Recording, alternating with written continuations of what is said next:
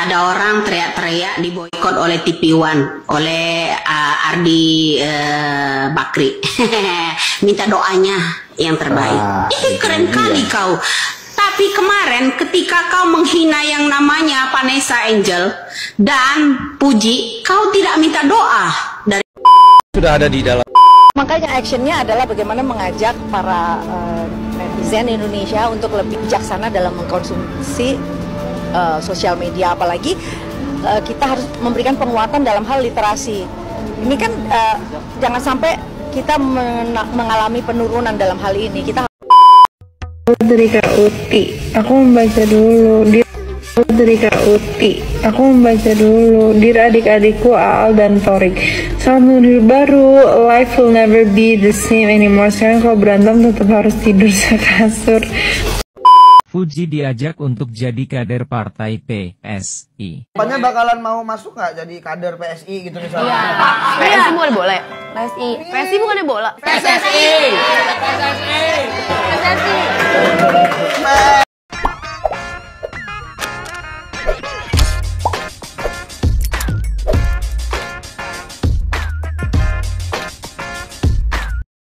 ada orang teriak-teriak diboikot oleh TV One, oleh Ardi Bakri. Minta doanya yang terbaik. Keren kali kau. Tapi kemarin ketika kau menghina yang namanya Vanessa Angel dan Puji, kau tidak minta doa dari orang-orang. Sekarang kau diboikot oleh TV One, minta doanya yang terbaik. Kau buta apa tuli itu? Ya, kau lupa asalmu itu seperti apa dulunya.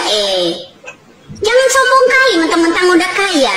Bikin televisi sendirilah. Ya, kamu bikin televisi sendirilah. Udah banyak duit kan? Nah, kenapa kamu diboikot oleh Ardi ya Bakri ya? Sekarang panas kamu. Ya, kemarin-kemarin kamu nggak minta doanya yang terbaik. Ya kan, giliran kamu menghina yang namanya Vanessa Angel, kamu ungkit-ungkit ya di luar nikah segala macam. Ngaca. Kalau saya mau bicara, kamu dulu ya belum, masih culun dulu ya, masih asli wajahmu. Kamu itu diajak nginep-nginep loh sama mertua kamu itu. Belum nikah bisa aja nginep loh. Kamu kata-katain pula Angel sama suaminya Bibi ya, pakai dibilang nikah di luar ini. Saya kalau ada orang bicara soal Angel ya, saya pasti angkat bicara karena saya punya satu kenangan dari Angel. Kenapa? Saya sukses satu gaun ketika ada kasus yang namanya Angel ya dulu, berkasus sama yang namanya orang tuanya sendiri. Nah itu dia pembawa rezeki loh ya, Allah yang kasih rezeki ya dibalik itu semua. Kamu hina-hina dia di sana. Ya, giliran di komen orang senusantara ini ya, kamu ya diboikot lah pula kamu di TV One, minta doanya yang terbaik. Kemarin kamu menjelek-jelekkan Vanessa Angel, Puji dan segala macam, kamu tidak berdoa dulu. Salah doa. Pulang yang namanya dari yang namanya Arab Saudi, pulang haji, itulah kalau mau lihat keaslian manusia itu ya. Kalau dia benar-benar hatinya bersih, kelihatan setelah dia pulang haji. Kalau memang hatinya kotor, kelihatan setelah pulang haji, itulah dia aslinya. Pakai boikot-boikot kamu marah ya. Ingat, kamu kemarin kan nggak pakai doa kamu ketika kamu menghina yang namanya Vanessa Angel dan Bibi ya, sampai galak kamu gituin ya kan. Nggak lupa kamu kan dengan kata-kata itu kan ya. Sekarang kamu kalau diboikot oleh seseorang TV One aja kamu minta doa yang terbaik. Berat kali kamu itu. para netizen Indonesia untuk lebih bijaksana dalam mengkonsumsi sosial media, apalagi kita harus memberikan penguatan dalam hal literasi. Ini kan jangan sampai kita mengalami penurunan dalam hal ini. Kita harus terus positif supaya masyarakatnya juga tergerak untuk positif. Kalau kita marah akan hal-hal yang negatif, nanti jadinya nggak selesai-selesai gitu, terus. Tapi kita menilai bahwa ini adalah dorongan supaya masyarakat Indonesia bisa lebih terbuka, menilai, boleh pakai sudut pandang negatifnya, oh ini terlalu kurang ini kurang itu, tapi dari segi positifnya harus juga dibantu dengan sosialisasi kayak begini gitu loh, bahwa kita harus membantu makeup artis lokal misalkan. Kalau masalah nggak cocok ya namanya juga baru sekali makeupnya gitu. Nanti dari kekurangan itu orang akan belajar. Seperti apa konten yang diunggah Atta Halilintar? Pacaran lama-lama tapi nggak dikenalin sama keluarga. Jangan ya. Mencoba sembuhin trauma orang, malah kita yang dibikin trauma. Jalan bareng udah, saling ngingetin udah, tahu-taunya cuma dijadiin badut. Nikah tanpa restu orang tua, jangan ya. Padahal tanpa restu orang tua adalah Vanessa, terpaksa direstui karena hamil duluan. Dari Kak Uti, aku membaca dulu. Dari Kak Uti, aku membaca dulu. Dear adik-adikku Aal dan Torik, selamat menuju baru. Life will never be the same anymore. Sekarang kalau berantem tetap harus tidur sekasur. Nggak semua itu duit ya, Put. Oh ini Alia Torik, Alia Mr. Torik, Alia Torik. Lucu banget, sumpah aku baru mau bikin ini. Makasih ya Torik Kak. Alia. Kita dibikin. Sumpah.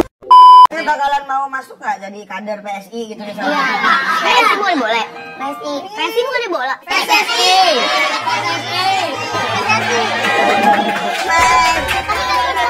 Ya walaupun emang dalamnya suka Tapi kita yang kegocek. PSI. Ini anak muda, partai anak muda. PSI. Partai Selebriti Indonesia. Pasti aku bawa tahu partai sikap Partai Solidaritas Indonesia. Oh. Dulu ketua umumnya Grace Natali. Terus ganti Giring Garisa. Giring Niji. Tahu. Pas yang kan Giring Niji aku tahu. Ketumnya tahu nggak siapa ketumnya PSI sekarang? Oh benar. Tahu. Tapi kan nggak bisa.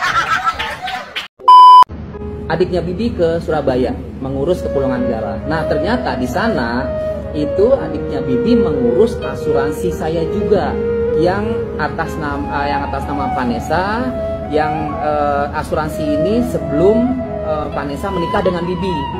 Ya, asuransi ini jauh sebelum Vanessa menikah dengan Bibi. Nah, itu ternyata itu diurus oleh Puji sama, saya nggak tahu adiknya lah ya, saya bilang adiknya ya, tetap maharnya itu 20 onta, 20 camel dia bilang kan, 20 camel itu aja kita masih camel apa ya, camel, oh itu karyawan yang satunya bisa bahasa Indonesia kan, itu unta. Jadi kalau tradisi di Kuala Lumpur lagi di Turki itu kalau maharnya nikah itu udah unta gitu. Jadi saya tanya kan, Dedi tanya satu unta berapa? Satu unta itu harganya dia berkisar antara 100 sampai 200 juta. Kalau dikali 20 dikali aja.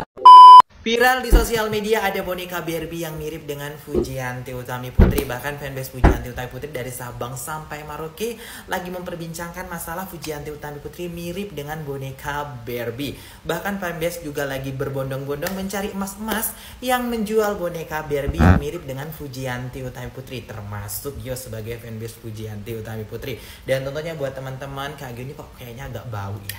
Kalau Kak Gio lupa pakai parfum, tentunya Kak Gio pakai parfum Morris karena Morris ini wanginya tahan lama. Banyak varian dan harganya juga murah, bisa dibeli di Indomaret atau Alfamart terdekat dari tempat tinggal teman-teman. Cus buruan. Kisah cinta Torik Halilintar dan Alia Masaid memang penuh liku-liku yang sangat menyedihkan. Meski pernikahan mereka baru berlangsung kurang dari sebulan, kabar mengejutkan menyelimuti kehidupan mereka. Alia Masaid yang kini menjadi istri Torik Halilintar, kedapatan hamil, dan yang membuat situasinya semakin rumit adalah usia kehamilan Alia yang ternyata lebih tua dibandingkan usia pernikahan mereka.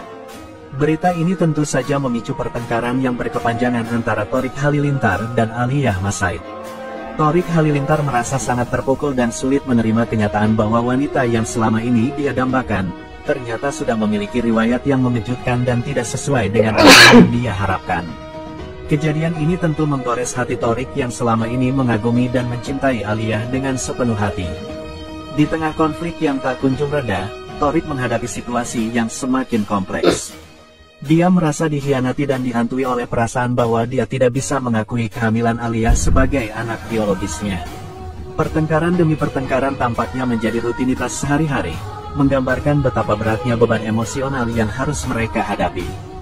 Thorik bahkan harus berjuang keras untuk menahan emosi dan menutupi rasa sakit hatinya agar orang tuanya tidak terlalu kaget mendengar berita yang sangat mengejutkan ini.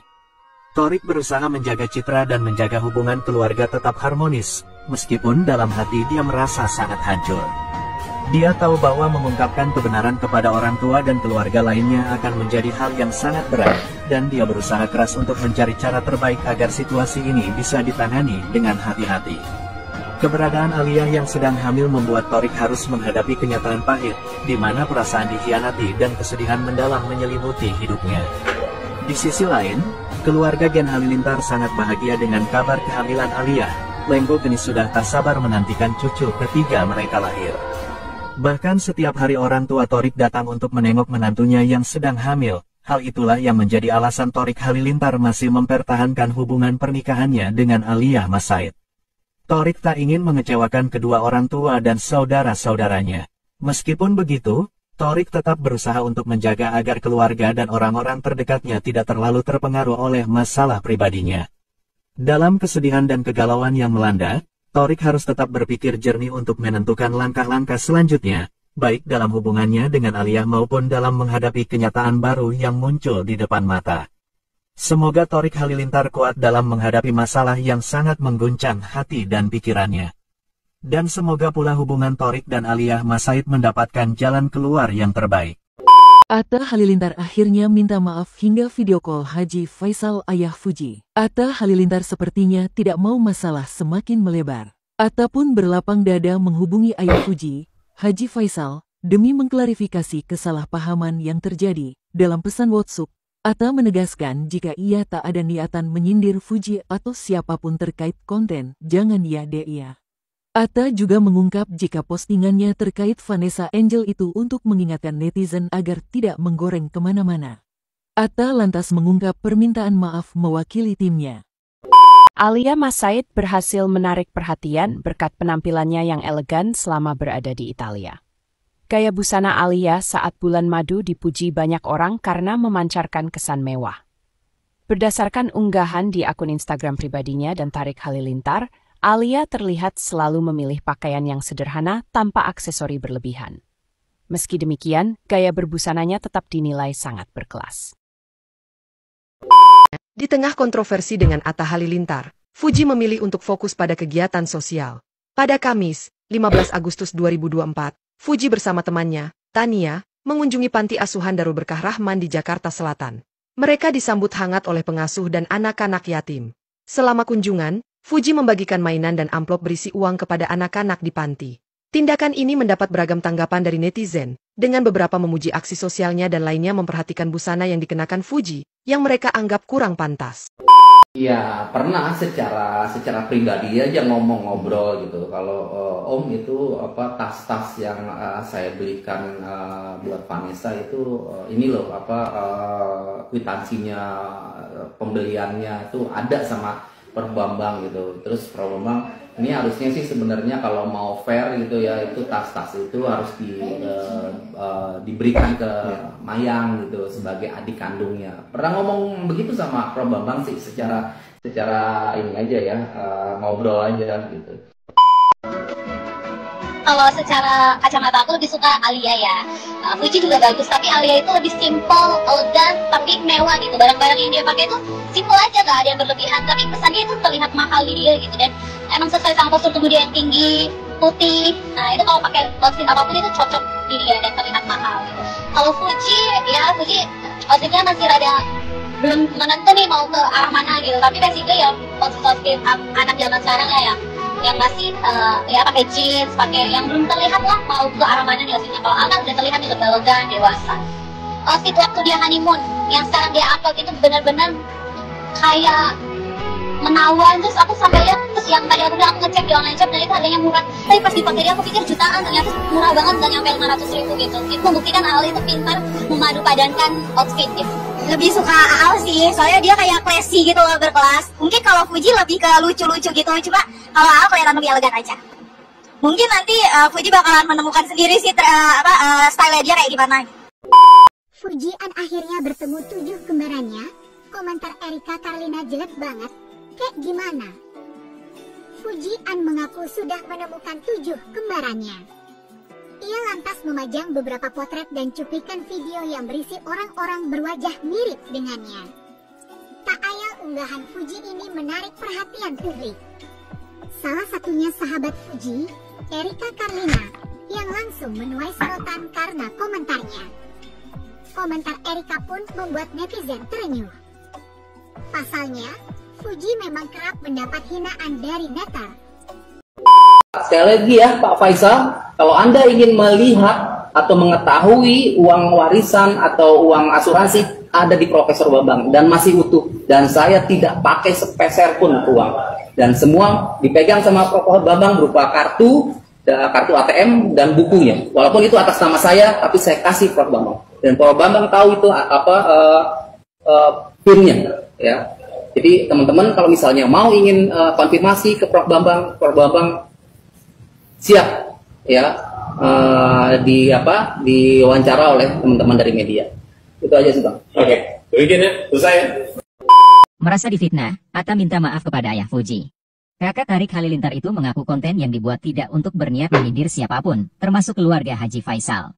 Diketahui, Atta Halilintar dihujat seusai mengunggah ulang konten yang menyinggung soal tudingan mendiang Vanessa Angel hamil duluan.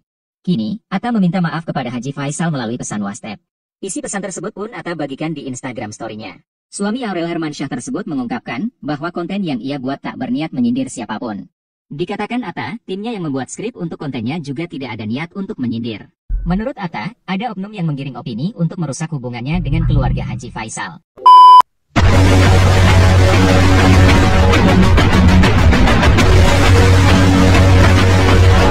Pemirsa Intens Investigasi.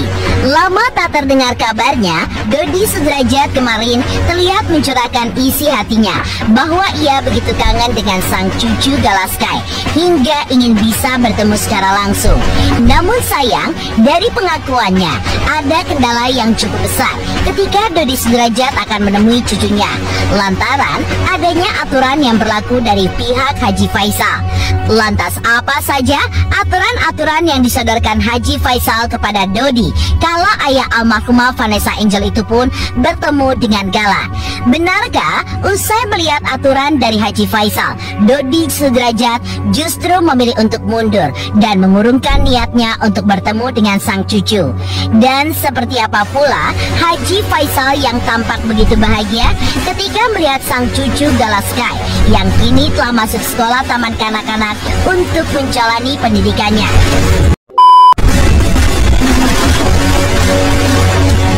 Di sisi lain, ternyata tidak hanya Dodi Sudrajat saja yang kesulitan untuk bertemu dengan Gala. Ternyata Marisha Icha juga mengaku sempat kesulitan untuk bertemu dengan Gala, hingga Haji Faisal pun akhirnya memberikan klarifikasinya. Lantas benarkah Haji Faisal tidak pernah melarang siapapun untuk bertemu dengan Gala? Dan bagaimana pula konflik yang semakin memanas setelah Marisha Icha juga sempat spill percakapannya dengan seseorang yang menitipkan salam kepada dirinya karena salut kepada Marisha Icha yang berani angkat bicara terkait kelakuan kurang etis dari yang diduga adalah Fuji. Dan seperti apa pula percakapan Marisha Icha dengan seseorang yang diduga adalah korban dari perilaku Fuji itu? Pemirsa, bersama Intens Investigasi, kami hadirkan kabar terkini, terpercaya, dan teraktual. Tetapi sebelumnya, jangan lupa untuk like, subscribe, dan juga share channel YouTube ini.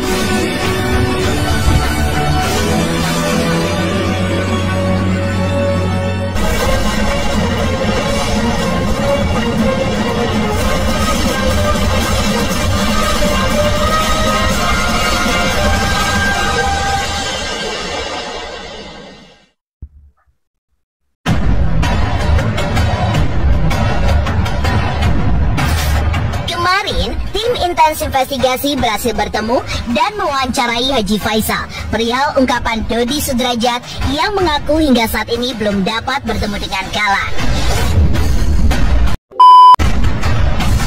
Bagi Haji Faisal, keinginan Dodi Sudrajat dapat terrealisasi jika Dodi Sudrajat mau mengklarifikasi ucapannya tempo dulu yang dinilai Haji Faisal telah menyerang kehormatan keluarganya, anaknya, menantunya, dan juga cucunya. Keinginan Haji Faisal tersebut akhirnya juga ditanggapi oleh Dodi Sudrajat dengan dingin saat berziarah ke makam Vanessa dan Bibi, di mana Dodi pun mengungkapkan jika memang permintaannya seperti itu dan penuh protokoler ataupun aturan, Dodi Sudrajat pun lebih memilih untuk tidak perlu bertemu dengan Kala, meski rasa kangen pun berkecamuk di dalam hatinya.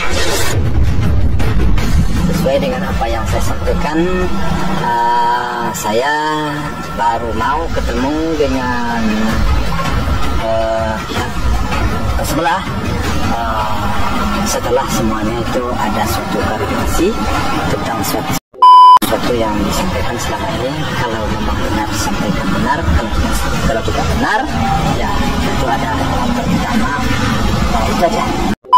Dedi tidak merestui hubungan Vanessa dengan Bibi, karena pada saat itu ya kurang lebih 6 bulan ya, 6 bulan sebelum atau lupa Dedi ya, pokoknya nggak jauh beda itu kan waktunya Vanessa itu sudah tunangan sama Mas Didi kan, Didi Mardika kan, cucu dari proklamator Bung Karno pada saat itu juga. Nah ini prosesnya berbeda gitu.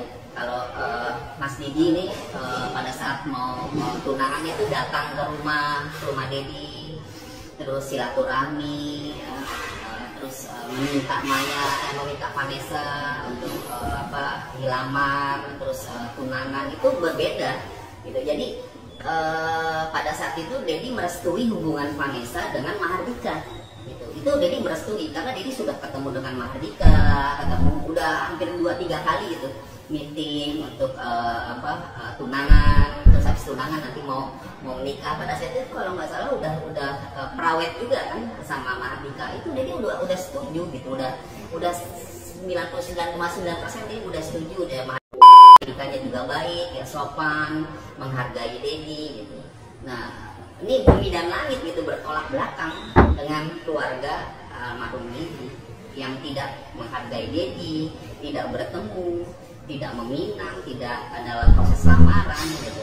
Jadi ya jelas Dedi tidak menyetujui hubungan Vanessa dengan Bibi itu ya, jadi karena 6 bulan sebelumnya waktu itu sudah mau menikah, Vanessa sama Mahardika itu sudah mau menikah, sudah tunangan, sudah mau menikah. Hubungan Dedi juga sudah baik dengan Mahardika ya, sering ketemu, udah beberapa kali ketemunya makan malam ya, terus ketemu Dedi gitu.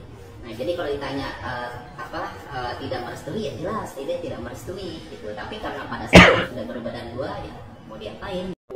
Tidak merasa Vanessa dan Dedi tuh tidak merasa dihargai gitu sama keluarga sana gitu ya. Tidak ada lamaran, tiba-tiba tahu-tahu kita ketemu di rumah pengacara Bang Milano pada saat itu, terus baru ketemu di situ langsung nikah.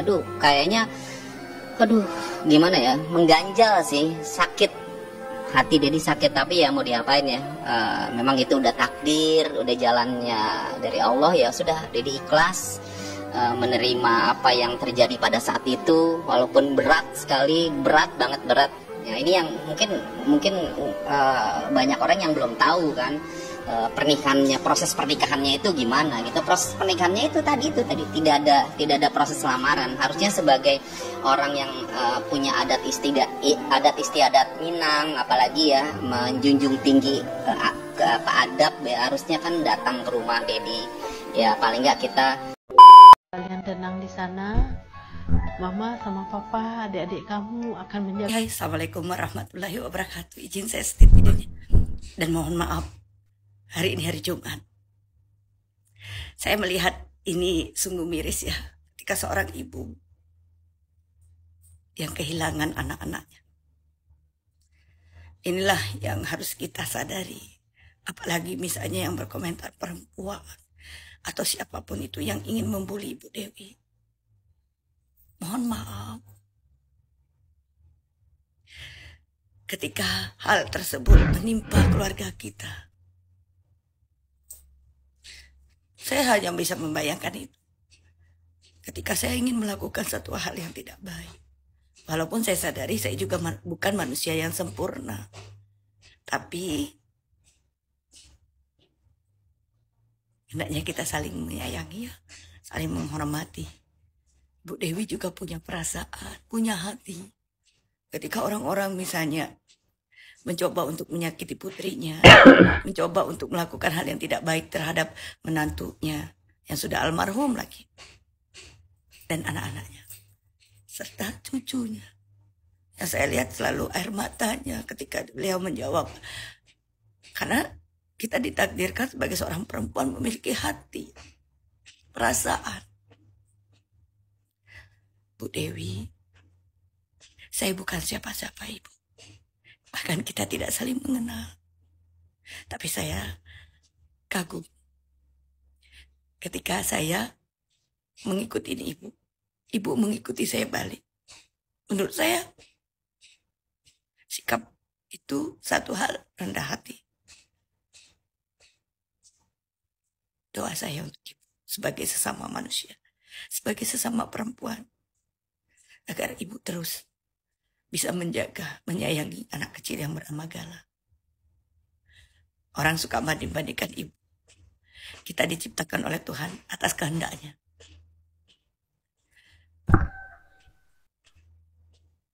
Doa saya yang terbaik buat Ibu. Semoga Gala bisa menjadi anak yang saleh, anak yang sukses, anak yang selalu mendoakan kedua orang tuanya dan keluarganya pastinya. Mohon maaf lahir dan batin. Semoga kita bisa menjaga hati kita. Assalamualaikum warahmatullahi wabarakatuh. Secantik begini, seputih begini, masih dikatain maghrib. Masya Allah. Ini kan berita terbaru ya. Story si Fuji baru posting 2 jam yang lalu ya.